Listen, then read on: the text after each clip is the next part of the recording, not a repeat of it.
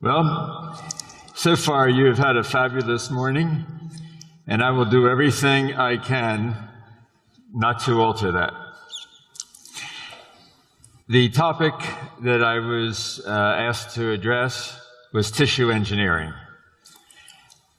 I've had the opportunity of being in the right place several times in my life, and on a specific day, I was asked to give testimony at the FDA, our regulatory establishment, on whether the bone that we created with membranes was capable of withstanding the load of occlusion after the cases were finished. There were representatives there from a company by the name of Genetics Institute, where a man by the name of John Wozni had separated bone morphogenic protein from bone. This result of the knowledge of the human genome, together with the advances that were happening with platelet-derived growth factor at Harvard University, put me in a very interesting position. And in the end, I wound up being the only person that was the principal investigator for both of these growth factors that are available for sale in the United States and for patient treatment routinely. This has opened a door for wonderful possibilities of treating patients' difficulties successfully, but because they were a category of being a drug, it was necessary to do long randomized controlled trials, and we had to do proof of principle research to demonstrate histologically what type of result we were getting. These demands forced us in a very interesting direction, and I'll share it with you as soon as I find this. This is my office. This is our view. It's not in Las Vegas, but it's a very pleasant opportunity to try to calm our patients down by allowing them to watch the lobster fishermen prepare dinner. We work as part of a team. This is Peter Schupak, who Steve mentioned, who did the histology of Mark's cases. This is David Kim. This is Mark. And you've probably figured out by now this is me. I forgot to take my feathers off when this was taken. We have a research organization. We've, at this point, functioned in many parts of the world. We have fabulous clinicians that work with us.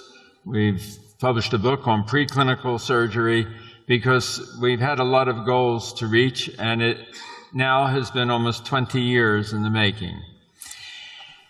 Our goals are to investigate the claims of biomaterial manufacturers and to establish what the limits and predictability are of different materials. Of course, for this short presentation, I'm going to try to focus on tissue engineering. There's a question as to whether barrier membranes that we use nonchalantly actually are a benefit, or they may serve as a barrier to bone formation, which is something that we didn't anticipate finding out, but during some of the research procedures we have. And the idea has been to try to make the surgical procedures more user-friendly, both for the patient and for the surgeon. Our feeling has been that many people do not perform certain procedures because of the level of difficulty of harvesting human blocks. But I mean, we know they work, we've done them, but can we do it without it? And maybe we could do it without some of the mechanics of placing and maintaining barrier membranes. Our models have been periodontal regeneration, sinus floor elevation, intact extraction wounds, buccal wall defects, vertical ridge augmentation, and horizontal ridge augmentation. Now, there's no way that I can cover all these topics in this period of time, so you'll have to just deal with me with what I can do. They range from sockets to ridge to vertical ridge, from sinus elevations and block grafts. And we've done a lot of publications relative to the development of changes in the implant industry. One area that we've spent a lot of time with is a product that's here that I saw one of their booths, Biohorizons, with the connective tissue attachment to the implants. So let's start with periodontal regeneration. And if we're going to do this, to select an optimal material. First, we have patients that have many different problems. And in this instance, we have the red circles indicate periodontal defects, and the tooth that it is two teeth that are beyond treatment. The only problem with them is they're trifurcated and have 3+ degree mobility. Other than that, they're doing perfectly. Teeth are missing, need to be replaced, and not every patient can handle the entire treatment plan at one time. So sometimes we select what should we do first, and in this case, it's try to treat the infrabony defects first. You can see that what they are. This is some years ago treated with a bone graft and barrier membranes. We follow these results diligently. And you'll see this go up another few years in a minute. But the idea is what happens to these defects. All of my patients seem to fit into a category that are probably similar to yours. Number one, how much discomfort am I going to have? Just think and see if this is the same you have in wherever your office is located. Number two, how much is this going to cost? And how many visits am I going to have to make to the office?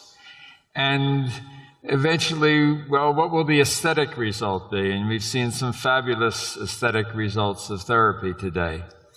But after all of the conversation of the consultation, the final question is, how long will this last? Well, it's easy to say it'll probably last longer than your 1967 Chevrolet or something like that. But nevertheless, we have to establish some sort of background of longevity for the therapies that we do. And as we follow this patient in 1997 and then 2004, we see that this has, and now the patient has come back and has had implants in the anterior region. I told him in the beginning that when we remove these teeth, we don't have enough vertical height of bone, but we go back and we do a sinus elevation and we treat that. And the only area that was treated with a tissue engineering was the sinus elevation. But it makes it much easier for the patient if we don't have to harvest bone from the patient in this instance. And here's the patient through to 2013. So we followed this patient for over 20 years. Our endpoint goals are we'd like to have new bone. We'd like to have elimination of a matrix residue. We'd like to have comparison to native bone. In 1973, there was little to do but an autogenous graft, and this was an 18-year-old with a perfect defect to do nothing. But to wear a belt and suspenders, I found a little bit of bone here and there and put autogenous bone in the defect. She went away to Chicago, or 1,000 miles away, to college, married a young man, was living there, and one day, 20 years later, she appeared in my office. She was now divorced, had moved back to this little seaside community we live in, and fractured this tooth so that she needed crown lengthening. And here I'm now removing the bone that I put in place to start with. I'd like to call this success because it's 20 years later. But there's a clear definition of periodontal regeneration, and that is that we need new bone, new cementum connected by a new periodontal ligament on a root surface that has previously been exposed to disease. And that will play a role in how we look at this. There's been a time with animal surgery at in Rochester, New York, at the university, where here we have, they were able to get new bone, but here's the notch at the base of the defect, and they also have new cementum. And the bottom line is, we don't know whether we get periodontal regeneration or attachment to a tooth unless we have histology. And then it becomes a question of, was this one miracle that happened, or is this something that we can predict to the patient will be successful?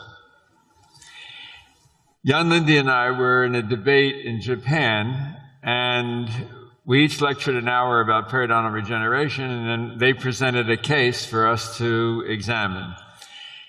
This is a very difficult situation, but it points out the difficulty of regeneration. This is a defect that will protect the clot and maintain space. This is a defect without a buccal wall, so it's not going to respond as well. And there is a lingual furcation, obviously not on the buccal. So the question, instead of talking about one wall, two wall, three wall, I would suggest you think about these defects as being contained or uncontained. Contained, we have a great chance of success. Uncontained is going to be more of a challenge. And this is going to affect when we can use one method and when we need to go to a different level with different materials. The question that I ask myself, the first question, is where are the progenitor cells going to come from? And second, where is the vascular growth going to come from? They can't come from space. They're not going to come from the periodontal ligament. That's been demonstrated that you might be able to get a linear development of 1 millimeter, but not much more.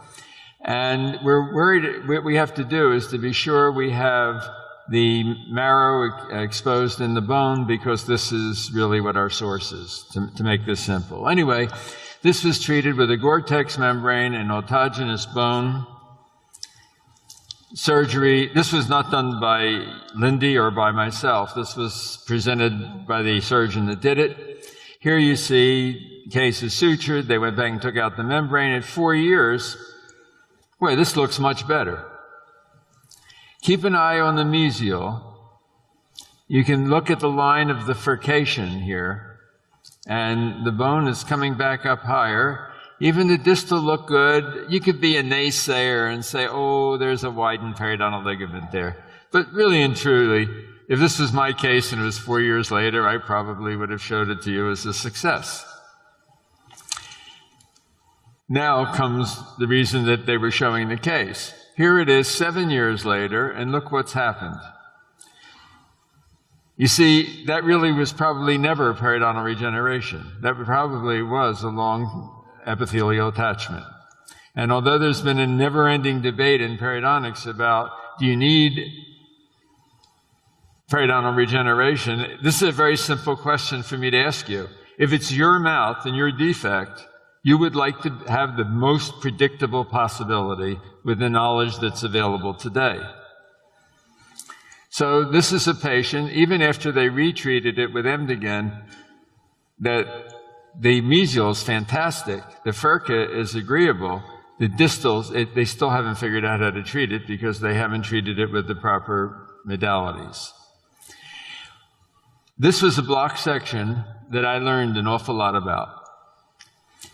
I see 3 different defects here. One defect is totally contained, and we're probably going to do terrific. Another defect The distance is not that far. And when you're talking with the people at the NIH, our National Institute of Health, they're talking about cells jumping distances and things. Well, maybe the cells can jump this far, but let's see what happens when they try to jump this far. Now, this root is very clean, and the granulation tissue is totally removed. And it's going to be treated with a xenograft and a membrane. I think everything went very well. We stabilized the teeth, as Steve said before. I too believe that the tooth should be stable, that we shouldn't. The collagen has a modulus of elasticity of 0. So if you have a tooth going like this, it's hard to understand how you're going to have Sharpie fibers attached. But here's the result of, if you compare this to this, it's obvious that our clinical crown is much longer than it was before. So that we have succeeded to a degree, but this tissue, this bone, doesn't look like this bone. And when we get to histology, we see that we have nice regeneration all through here, but when we get here, it doesn't look the same. And when we use our backscattered electron microscopy, that's the level C, you see the new bone is gray. You can see the defect was all the way up here. There's still little pieces of the xenograft. But this part up here, we ran out of gas.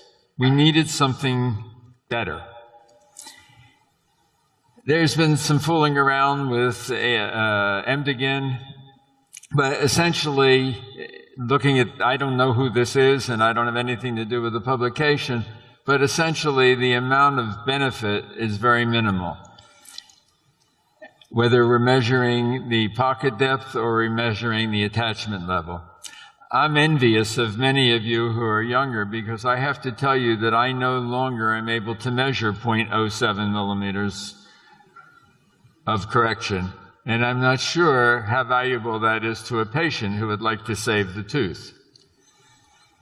So the conclusion of that was there was little evidence to support the additional benefits of Emdigan in conjunction with other materials. But there's also very little evidence to support the use of autogenous bone with a membrane or Emdigan with a membrane, as the Japanese case has. And the truth is that there's an awful lot of attempts at periodontal regeneration with calcomania combinations of materials that we have no evidence of success. So when we got the signaling to tissue engineering, this has become old. But essentially, you need to have the patient cells, you need to have the signaling device, and you need to have the scaffolds or whatever it's going to be carried in. So what we're looking for is cellular differentiation, osteoinduction, only BMP2. There is nothing else that has ever been shown to clearly result in human treatment with osteoinduction. Everything else may be osteopromotive or whatever. The thing is, though, if we have a bone wound, you automatically have the patient's endogenous BMP2. With the platelet-derived growth factor, this is very strong chemotaxis. It's very strong as a mitogen in proliferation. It produces extracellular matrix, and it works with VEGF, vascular endothelial growth factor, to produce new vascularity over a 3-week period. Again, I have to be careful with what I'm trying to get into here, because this has the potential to be a long conversation. But essentially, what you want to do when you have a wound is you want to get the platelets to the area so that they can, first you have to get them to the defect, then you want them to proliferate, and then after that, the BMTs come in to differentiate the cells. Now, if this sounds like something from the sky that I'm pulling out of my hat, I'm going to, at the end, share with you a publication that we had in the Proceedings of the National Academy of Sciences, which is similar to the New England Journal of Medicine in terms of impact value, where we've been able now to control which growth factor will be released in which sequence and what the duration of the sequence will be. But let's look at some human histology. This is a tooth that these people are all restored when we finish. So if you think that we're doing bad things, we're not. This is this tooth after treated, and this is the histology. As we start, we see at the notch at the base of the calculus, we have new cementum, new bone, new periodontal ligament. Notice that it's all bone. There's no pieces of anything there. As we get to the middle, same. And as we get to the mouth of the defect, now this space is not as big as the green dot, but when you magnify it 50 or 100 times, it looks like a huge space. But here we see, when we have the connective tissue attachment, we stop the apical migration of the junctional epithelium. These are the only two pieces of the grafting material left, which we didn't even note that when we published this in 2003. It took a couple more research projects till we woke up one day and saw this. Now, this is with a conventional therapy. We have magnificent cementum, magnificent Sharpie fibers. Probably I'd like to make a poster of this and put it in the living room, but my wife doesn't allow me to do things like that anymore. But as you look at this result, which is from this area, what you see is, yes, there is a little bit of bone, but there's an awful lot of biomaterial left. And one of the basic tenet of osseointegration is that the implant reside in bone. But if you make a radiograph of this, it's going to look like bone. Let's compare what happens when we place an implant. If you put an implant in this, you can't call that osseointegration because it's a combination of connective tissues and biomaterial and a little bit of bone. But if you put an implant in this, that implant's going to be in bone. And this has a lot to do with the decisions you or we all make, and what material should we use when we approach a regenerative situation. So, back in 2000, we published this paper of 28 consecutive class 2 furcations. If you tell me you would extract this tooth, I agree with you. In my office and practice, I would too. But something wonderful happens, something magical, when a patient signs an informed consent that they will allow you to take a block section. This is probably the most difficult accomplishment of what we do. So, naturally, we did this patient. And a great effort was made. Hugh Freedy makes the Kramer and Evans instruments, so they allow us to have a lot of instruments, and I cut off the probes and use them for photography. I used the blood clot to hold them in place. Now, in treating this was treated with autogenous bone and a membrane. To my knowledge, this may be the only human section that we have with this combination. And if you can believe it, this is the same tooth. This doesn't mean that I can do this every time or that any of our team can do this anytime. This only means that it's possible. And what the test I try on myself is, if it was my problem, what would I do? I'd rather keep my tooth. Here's the radiograph. Now, this I call clinical regeneration. Here's a radiograph. This I call periodontal regeneration. And this I call periodontal regeneration. We finally got the woman to agree to allow us to take the block. We made the mistake of being too excited with the result at first, and then she decided she would exercise her right to stop us. But she had some financial problems and needed an automobile, and we traded a used car for this histology. Here you see the epithelium is beautifully documented, and it ends right here. Here you see the new cementum. Here you see bone. We had to find, it took us 3 hours to treat that tooth. You have to find something that's better. So here's a lingual furcation. I know that it may be hard to believe, but my surgical assistant can mix the platelet-derived growth factor, or the GEM21, which is a liquid, with the matrix that I'm going to use, which in this case is an allograft. She can do that as well as I can do it. In fact, probably she does a better job of doing it than I do.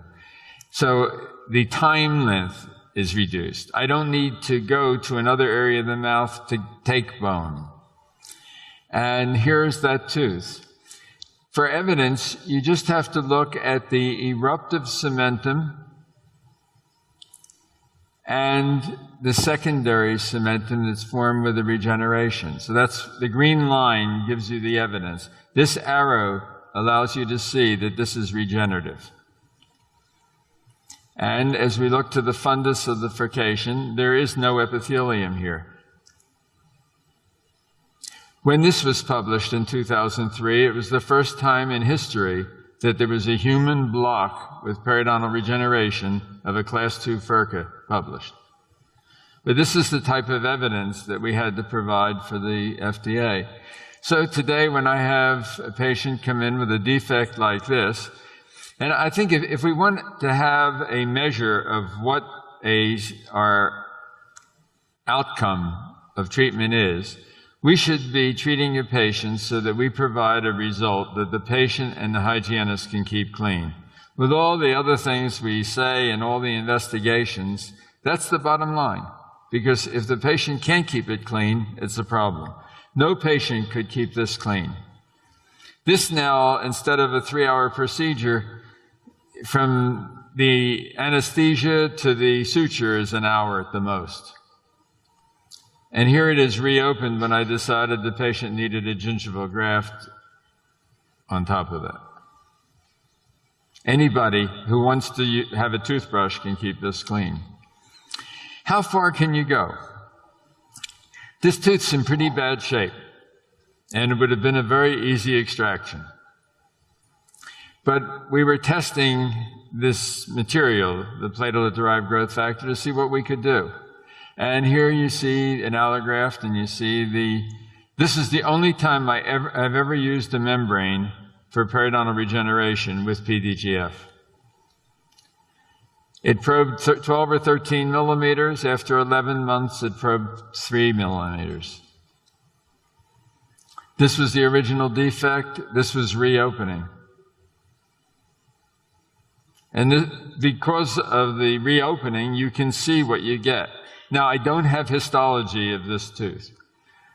Remarkably, not everybody allows us to take the block section. But at least we come back and try to have some record as to what has happened. And if any of you think you'd like to volunteer for these, lunch is next, and I'll be right here, and we promise we'll do your implants for nothing, no problem. Even your prosthetics you get for nothing. So once we prove the principle it can do it, the next thing you have to do is a randomized controlled trial. This is a trial of 180 patients. Miraculously, 178 finished the trial, because we always lose patients. And another one was done in India with a smaller number of patients. One of the reasons I think we have periimplantitis is that people mistake this for periodontal health. And one of the key functions, if we got off in a different direction of regeneration, is that you don't have any disease when you're trying to do regeneration. But here we have an 8 or 9 millimeter defect with pink tissue in a patient who has learned to take care of their mouth, but cannot floss this, and the hygienist cannot manage this. If you think this is healthy, what do you think now? This is uncontained. If I poured this glass of water into this surface, only the first millimeter would be contained. And if, as many of the papers that Steve cited about regeneration just record pocketing or attachment level, what difference does it make if you get 1 or 2 millimeters of regeneration here and the rest of this defect is still there? Is this a benefit to a patient? I doubt it. So the patient's treated. 3 days, look at the soft tissue healing, which tells you that we have a very good seal. Here's the original defect. Here it is reopened in 11 months. Very different situation. If you have any kind of small diamond, you can take away a little dimple of bone, and that's at 12 months. Now, we've had people say, all right, but what happened later? So here's 3 years, here's 6 years, here's 10 years later. We can't go much further than that because the research was only done 12 years ago. So at least we have the 10-year results. Now, horizontal ridge augmentation. We all have situations like this. There's no sense filling in the canal here with bone, because if you do, it's just going to allow the patient to bite their tongue every time they close their mouth, because the implant's going to be in the wrong place. And we have to figure out how to do this, and we've learned pretty well that we can take a chin block and we can put it here and develop a lot of bone and get a great result. But now, let me see a response from you of raising your hand. How many of you have done a successful chin block ever? How many times did? Even once.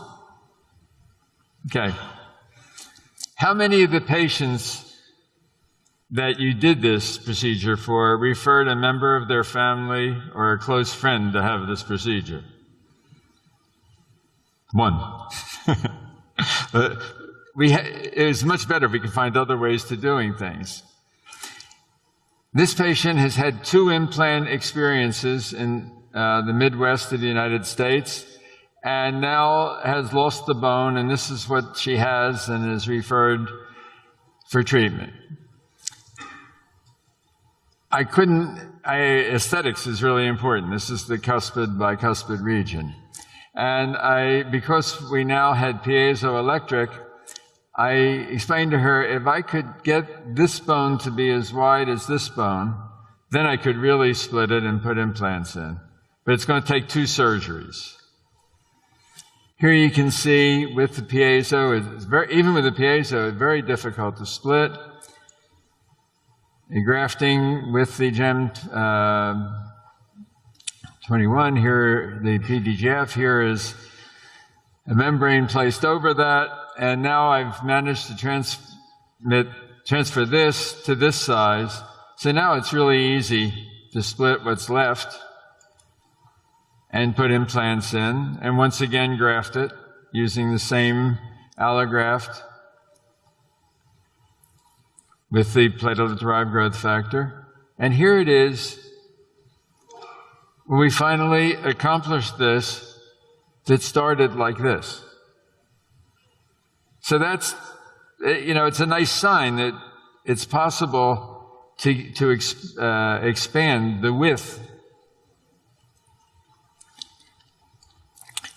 In this instance, there's a terrible situation here, and if you can see this area, there's no possibility of considering an implant.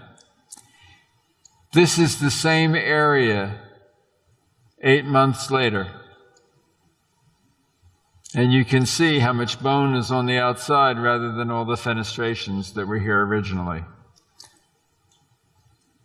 So we we're moving in the right direction. This is much easier for the patient than a block graft, and it's much easier than the patient for 2 procedures with splitting the ridge, and we're making headway with this. But this, again, was allograft with platelet-derived growth factor. When we started doing the research with the BMP2, we did it in goats. Very nice animal to deal with. They don't bark, they don't bite like the monkeys do, they're very calm. And the first thing we were looking for was continuity of bone, and this was at 1 month, we had trabecular continuity. By 3 months, well, here it is here, this is a blow-up of this. This is the first sign of bone growth. When you have the trabeculi growing together, you see these are robust osteoblasts on the surface. But it requires this diligence of working histologically with these animals. We're doing another major project right now out of the Veterans Administration of using ultrashock therapy to stimulate periosteum. It's taken us over a year to get started because we can't find the right sequence. But here is, we like to do this with lawyers. So we took the sheep's head and we chopped it in half so you can look right into the sinus. But you don't see anything happening here, and at 1 month, you could see the bone growing. And by 3 months, we had an osteon. So, okay, so now we go to the patient. We've been through a lot of research. By the time we did this, there had been 7 or 8 years of research in orthopedics with BMP2. So here is the sinus lift. This is a collagen sponge. So there is nothing here, just a liquid, clear liquid, placed on a collagen sponge. We put it in the sinus. We were allowed to use, if we had some extra sponge, to put it on the outside of it like a membrane. This is the result. This patient was a role model for osteoporosis. This is her normal bone. This is native bone. And here is the new bone that developed just from the collagen sponge and the growth factor. This was at 28 weeks. Anything blue is bone, and anything magenta is osteoid on the surface. And we can see new bone. All the lacunae have nuclei. This is hard evidence to refute. But you need to have evidence like this to deal with a regulatory group. They ask all the wrong questions. This is really my favorite picture. We administered tetracycline at the 90th and 100th day to see how much bone grew in 10 days. So then we start testing different materials. This was an alloplast some years ago. We were very excited until we reopened at 6 months, and we had no buccal wall. Now, if you took that material, which is just fibers of glass, and you put an implant in here,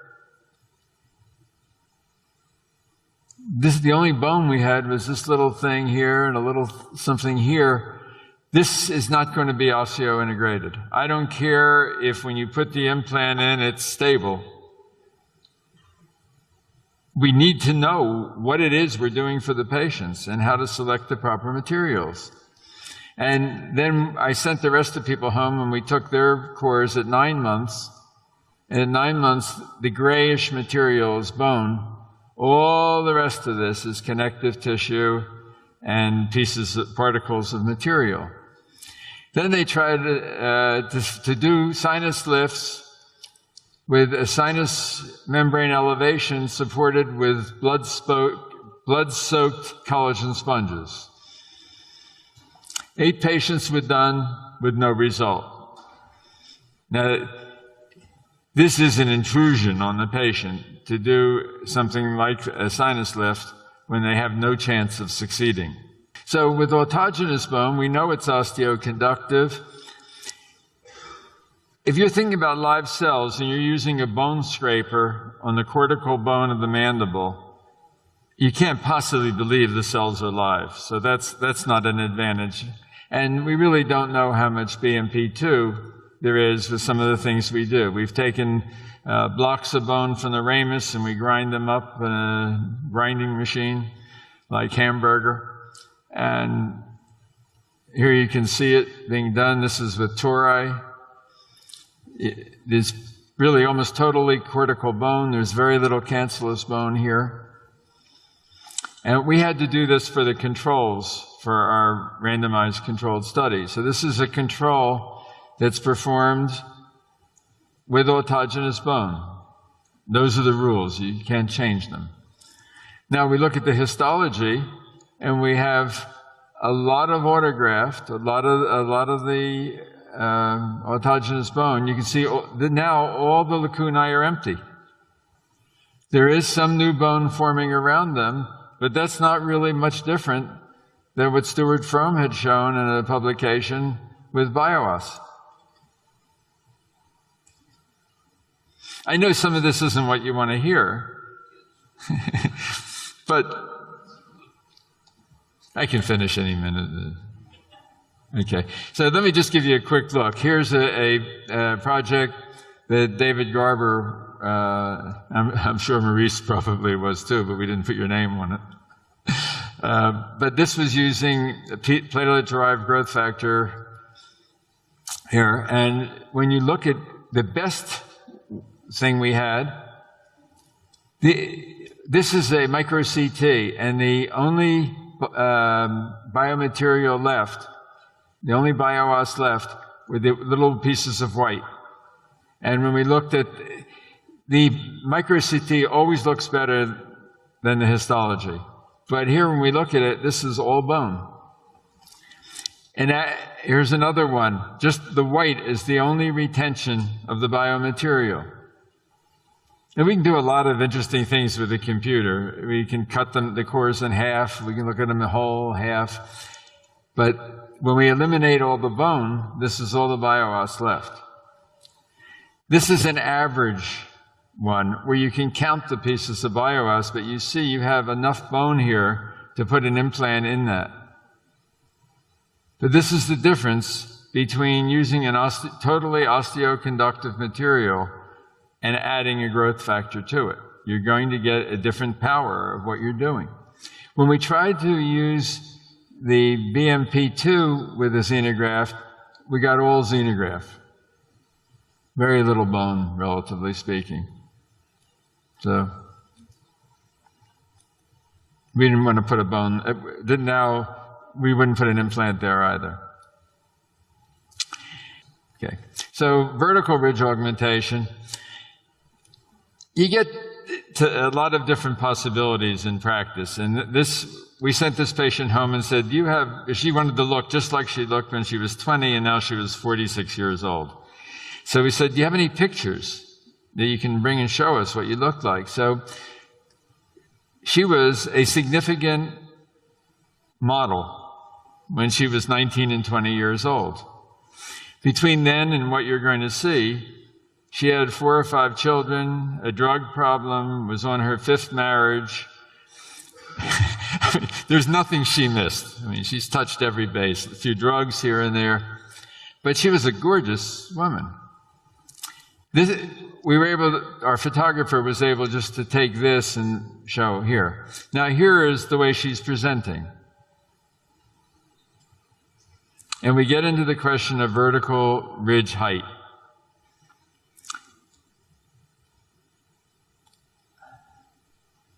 Now, I could send her to a different hairdresser, but I couldn't solve her problem.